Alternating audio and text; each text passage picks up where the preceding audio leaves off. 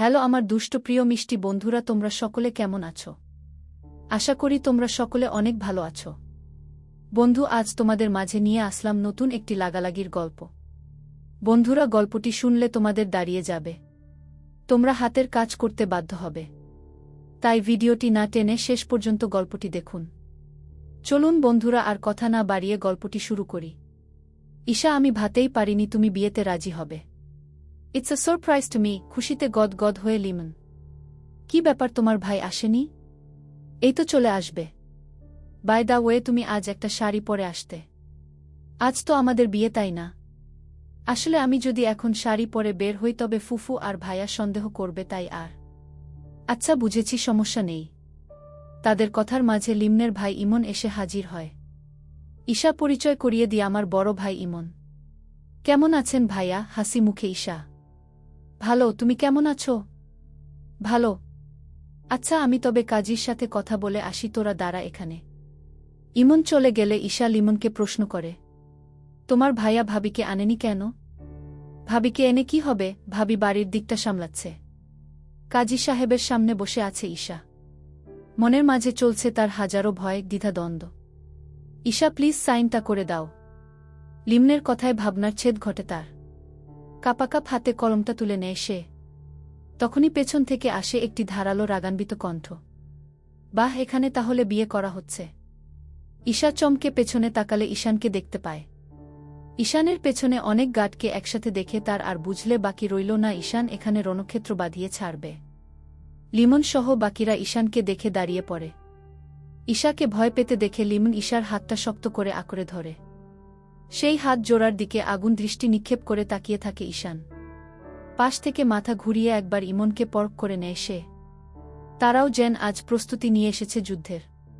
ঈশা, ওর হাতটা ছেড়ে দাও, গম্ভীর কণ্ঠে ঈশান। ঈশা ভয় পেয়ে লিমনকে আরও আঁকড়ে ধরে। লিমন ঈশার দিকে একবার তাকিয়ে ঈশানকে উদ্দেশ্য করে বলে, আপনি আমাদের মাঝে কেন ঢুকছেন? আমরা তো আমাদের মতো ভালোই আছি। ঈশা আমাকে ভালোবাসে, আমি ঈশাকে ভালোবাসি, মাঝখান থেকে আপনি কাবাবের হাড্ডি হচ্ছেন কেন? কিরে ঈশা, বল তুই আমাকে ভালোবাসিস? হ্যাঁ, আমি লি। ঈশা পুরো কথাটি শেষ করতে পারল না, তার আগেই ঈশান তার হাত টেনে সামনে দাঁড় করিয়ে কষিয়ে একটি চড় দেয়। মুহূর্তেই ঈশার মাথা ঘুরতে শুরু করে, আশেপাশে সব যেন ঝাপসা দেখছে, কানের ভেতরে কেমন যেন বিশ্রী একটা শব্দ হচ্ছে। এক পর্যায়ে ঈশানের কোলে ঢলে পড়ে সে। ঈশান ঈশাকে তার দুই হাতের বেষ্টনীতে বুকের মাঝে আড়াল করে নেয়। তোকে তো আমি পরে দেখে নিচ্ছি, এতবার বারণ করেছি ঈশার থেকে দূরে সরে থাক, কিন্তু তুই দূরে যাসনি, উল্টো বিয়ে করতে চলে এলি। দুই ভাই তবে একই গোয়ালের গরু। তোরা প্লেয়ার, তবে এই ঈশান শাহরিয়ারের থেকেও কাঁচা। আমার সাথে খেলতে হলে আমার মতো হয়ে তারপর মাঠে নামবি, তার আগে না। Mind it. তোরা এখন আমার সাথে লাগতে আসলেও পারবি না, কারণ তোর ভাইয়ের থেকে ও আমার পাওয়ার বেশি। So the game will not be played today. লিমনকে উদ্দেশ্য করে ঈশান ঈশাকে পাজা কোলে তুলে নেয়। লিমন আর তার ভাই এগিয়ে আসলে গার্ডরা তাদের রাস্তা আটকে দেয়। ঈশান ঈশার মুখের দিকে তাকিয়ে বলে, বিয়ে করার খুব শখ না তোমার? চলো তোমার শখটাই পূরণ করি। পিট পিট করে চোখ খুলে ঈশা সিলিং ফ্যানের দিকে তাকিয়ে ভাবতে থাকে, আমি কোথায় আছি? এটা তো ফুফিদের বাড়ির ফ্যান নয়। না, আমাদের বাড়ির। ও না, তবে কার? ম্যাম, আপনার জ্ঞান ফিরেছে তাহলে? পাশ থেকে একটি মেয়ের কণ্ঠে ধরফর করে উঠে বসে ঈশা। তার দুই হাতের দিকে তাকিয়ে সে অবাকের শেষ সীমানায় পৌঁছে যায়। দুই হাত জুড়ে টকটকে লাল মেহেদির ডিজাইনে সাজানো। দুই হাতের দুই পিঠেই গোড়ালি থেকে ডিজাইন শুরু করে একদম নখের সামনে গিয়ে থেমেছে। পুরো ব্রাইডাল লুক। এই আমার হাতে এইসব কি? কে দিল এইগুলো আমায়? আজ আপনার বিয়ে ম্যাম। স্যারের কথাতেই আমরা ডিজাইন করেছি। আর ডান হাতের তালুতে যে ডিজাইনটা আছে সেই ডিজাইনটা স্যার নিজে করেছে। দেখুন ম্যাম, কত সুন্দর হয়েছে ডিজাইনটা। ঈশা না চাইতেও ডান হাতের দিকে চোখ যায় তার। সুন্দর করে হাতের তালুতে ঈশান ঈশা লেখা। হুট করেই তার মনে পড়ে যায় সে তো ঈশানকে বিয়ে করবে না। পার্লারের মেয়েদের দিকে তাকিয়ে ঈশা ফিসফিস করে বলে, শুনুন, আপনাদের দুজনকে আমি 1,00,000 টাকার অফার করছি। আপনারা আমাকে এই বাড়ি থেকে বের করার সুযোগ বের করে দিন প্লিজ। প্রমিস করছি, বেরিয়ে গেলেই আপনাদের টাকা আপনারা পেয়ে যাবেন। কিন্তু ম্যাম, প্লিজ প্লিজ, আপনারা আমার উপকারটা করুন প্লিজ। কি জান পালানোর প্ল্যানিং করছো? দরজার সাথে হেলান দিয়ে বাঁকা হেসে দাঁড়িয়ে আছে ঈশান। তাকে দেখেই পার্লারের মেয়েগুলো রুম থেকে বেরিয়ে যা। ভয়ে ঈশার আত্মা কেঁপে উঠে। তবে সত্যি কি এবার বিয়েটা হবে? পালাতে পারবে না, জানু পারবে না। সারা বাংলো জুড়ে প্রায় 100 জন গার্ড আছে, তাদের চোখ ফাঁকি দিয়ে তুমি পালাবে। আর সিসি ক্যামেরা তো আছেই। তাই এইসব চিন্তা মাথা থেকে জেরে ফেলো। আমি বিয়ে করব না, চোখের পানি মুছতে মুছতে। আমি করব সাথে তুমিও। তোমার না শখ বিয়ে করার? আমি সেই শখ পূরণ করে দিচ্ছি ইস্যু পাখি। আমি বিয়ে করব না। আবারও এক কথা বলে। আবারও চর খেতে চাও তুমি, তাই না? দেখো এক চোরে ডান গালটা কেমন লাল হয়ে ছাপ বসে গেছে, এবার কিন্তু বাম গালে মারব। দেখো তোমার লিমন তোমায় কিভাবে বিয়ে করতে চেয়েছিল। এটলিস্ট একটা শাড়ি দিতে পারত, কিন্তু দিল না। কিন্তু দেখো আমি তোমার জন্য সব কিছু অনলাইন থেকে নিজে পছন্দ করে আনিয়েছি। ঈশান সোফা থেকে লেহেঙ্গাটা ঈশার সামনে রাখে আর ঈশা তা ছুঁড়ে ফেলে দেয়। তা দেখে ঈশানের মেজাজ পুরোপুরি বিগড়ে যায়। ঈশার চুলগুলোকে মুঠোয় নিয়ে টেনে ধরে। ঈশা ব্যথায় আত্মনাদ করতে থাকে। আমার ভালো কথা তোর ভালো লাগে না, তাই না? বিয়েটা হবে আমার সাথেই হবে। জলদি তৈরি হয়ে নে, আমি অপেক্ষা করছি নিচে। আজ তোকে সুন্দর করে সাজানো হবে, তুই আজ সাজবি শুধু আমার জন্য। ঈশার চুলগুলো ছেড়ে ঈশান রুম থেকে বেরিয়ে যায় আর ঈশা হাঁটুতে মুখ গুজে কাঁদতে শুরু করে। গা লালের মাঝে গোল্ডেন রঙের কাজ করা লেহেঙ্গা পরে বসে আছে ঈশা। পুরো ব্রাইডাল সাজে তাকে অপ্সরির থেকেও কম লাগছে না। তার সাথে মিল করে ঈশান শেরওয়ানি দিয়ে নিজেকে সাজিয়েছে। দুজন পাশাপাশি সোফায় বসে আছে আর সামনে থেকে ছবি তুলে যাচ্ছে তার বন্ধু বান্ধব সহ ফটোগ্রাফাররা। সামনে থেকে কাজী বিয়ে পড়ানো শুরু করে। ঈশা এখনো ফুপিয়ে ফুপিয়ে কেঁদে যাচ্ছে। খবরদার ইস্যু, কান্না থামাও, আর যদি কাঁদতে দেখি তবে খবর করে দেব বলে দিলাম। কেঁদেই যাচ্ছে। ইস্যু তুমি থামবে নাকি আমি অন্য কিছু করব? কেঁদেই যাচ্ছে। জান তুমি যদি কান্না না থামাও তবে আমি কি করব জানো? ঈশা প্রশ্নবোধক চোখ নিয়ে ঈশানের দিকে তাকায়। I will kiss you in front of everyone. কানের সামনে মুখ নিয়ে। ঈশানের কথা ঈশার কান্না বন্ধ হয়ে যায়। মনে মনে যে 100 রকম গালি দিতে থাকে। বেয়াদ ছেলে, কথা কথা আমার নিষ্পাপ ঠোঁটে চুমু খাওয়ার ধান্দায় থাকিস। দেখে নিস তোর এই ঠোঁট একদিন জলে পুড়ে ছারখার হবে।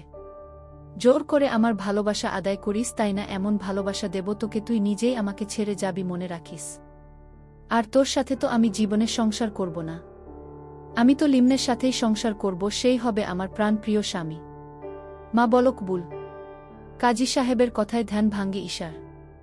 হঠাৎ করে তার পুরো পৃথিবী যেন থমকে যায়। বাবার একমাত্র মেয়ে হিসেবে নিজের মেয়ের বিয়েটাও দেখতে পারলেন না তিনি। আচ্ছা বাবা কি মেনে নিবে? আমি তো বাবাকে ঠকাচ্ছি। হঠাৎ করে ঈশা সবার সামনে দাঁড়িয়ে পড়ে, ডানে বায়ে না তাকিয়ে দৌড়তে শুরু করে। ঈশার হঠাৎ কাণ্ডে ভ্যাবাচ্চাকা খেয়ে যায় সবাই। ঈশান যখন বুঝতে ঈশা পালিয়ে যাচ্ছে তখনই সে ছুটে যায়। বেচারি ঈশা লেহেঙ্গা ভারী হওয়ায় বেশি দূর যেতে পারে না। তার আগেই ঈশান তাকে ধরে চড় দেওয়ার জন্য হাত তুলে, কিন্তু কিছুক্ষণ পরেই হাতটা নামিয়ে নেয়। সবার সামনে আমাকে আর খারাপ বানিও না ঈশা, গম্ভীর কণ্ঠে। চলো বিয়েটা সেরে নি। বললাম না বিয়ে করব না, কেন জোর করছেন আপনি আমায়? চিৎকার দিয়ে। ঈশা চলো, গম্ভীর কণ্ঠে। বললাম তো আপনাকে আমি বিয়ে করব না। কাকে বিয়ে করবে তবে? ওই লিমনকে। নো নেভার, আমি বেঁচে থাকতে কখনো না। চিৎকার দিয়ে ঈশান ঈশার বাম হাতটা শক্ত করে চেপে ধরে। এতটাই জোরে ধরে যে ঈশানের নখ যেন ঈশার হাতের ভেতর ঢুকে যাচ্ছে। ঈশা ব্যথায় আত্মনাদ করে উঠে, কিন্তু তবুও ঈশান থেমে থাকে না। ঈশাকে টেনে বসিয়ে দিয়ে বলে, সাইন কর। না। সাইন কর, শান্ত কণ্ঠে। ন। চুপ, একদম চুপ। চিৎকার দিয়ে, তুই সাইন করবি নাকি আমি অন্য কোন স্টেপ নেব? রাসেল হাসিন ভাইকে ধরে নিয়ে আয়। তারপর উনাকে ইচ্ছামতো মারতে থাক। হাড়গুলো যেন আস্ত না থাকে। ঈশানের কথায় ভয় পেয়ে যায় ঈশা। এই না না, হাসিন ভাইয়াকে কিছু করো না। হাসিন ভাইয়ের কি দোষ? তাহলে সাইনটা করো। ন। ঈশা কথা শেষ করার আগেই ঈশান আবার চিৎকার দিয়ে বলে, কিরে রাসেল, দাঁড়িতে আছিস কেন? আমি যা বলছি তাই কর। না না, আমি সাইন করছি। ঈশা কাপা কাপা হাতে কলম তুলে নিয়ে সাইন করে নেয়, সাথে ঈশান ও। জানতাম তুমি সোজা কথার মেয়ে নও। তোমার ঘাড়ের একটা রগ যে বাঁকা তা আমি ভালো করেই জানি। বাই দ্য ওয়ে, সবাই মিষ্টি মুখ করো। আর এই যে ফটোগ্রাফার ভাইয়েরা আমার মিষ্টি বুটার সাথে আমার কিছু ছবি তুলে দিন। জানি একটু তেরা, তবু আমারই তো বউ। এদিকে কাজী ফটোগ্রাফাররা হা করে তাদের দিকে তাকিয়ে আছে। এটা আবার কেমন বিয়ে? ভাইয়া, তুমি ওই ঈশানের সামনে একটা কথাও বললে না, চুপচাপ দাঁড়িয়ে সবটা দেখছিলে কেন ভাইয়া, কেন? কথাটি বলেই সামনে থাকা ডাইনিং টেবিলটা উপরে তুলে আছাড় দিয়ে ফেলে দিল লিমন। বাড়িতে আসার পর থেকে একে একে টিভি, ফুলদানি, টি টেবিল ইত্যাদি কোনো কিছুই বাদ রাখেনি সে। একের পর এক সব ভাঙচুর করে যাচ্ছে। আর চুপচাপ লিমনকে শান্ত করতে বারবার হাত বাড়িয়ে দিচ্ছে ইমন। কিন্তু লিমন আজ কিছুতেই শান্ত হবে না। অপমান না পাওয়ায় হেরে যাওয়ার আগু গুণে আজ সে ক্ষুব্ধ হচ্ছে। লিমন, শান্ত হ। আমি দেখছি কি করা যায়। কি করবে তুমি? এখন এসেছো দেখতে, যখন ঈশাকে তুলে নিয়ে যাচ্ছিল তখন কই ছিলে? বাই দ্য ওয়ে, আমি জানতাম আমার ভাই পাওয়ারফুল, কিন্তু ওই ঈশানের সামনে জিরোফুল হলো কেন? ব্রু কুচকে। আমি জানতাম তোর সাথে একটা ছেলের শত্রুতা, কিন্তু আমি এটা জানতাম না এই ছেলের সাথে তোর শত্রুতা। ঈশান কিন্তু একটু ডেঞ্জারাস ছেলে। সে যেমন তার দলবলটাও তেমন। তাহলে শুন। ইমন লিমনকে ভার্সিটিতে ঘটে যাওয়ার কথাগুলো বর্ণনা করতে থাকে। এবার বুঝলি তো ওই ছেলে কেমন। আর শুন, ওর সাথে আমার আগে থেকেই শত্রুতা, তোর মাধ্যমে না হয় আবারও শত্রুতাটা জেগে উঠুক। কিন্তু আমার ঈশা, তার কি হবে? তাকে আমি পাবো কি করে? আরে পাবি, চিন্তা করিস না।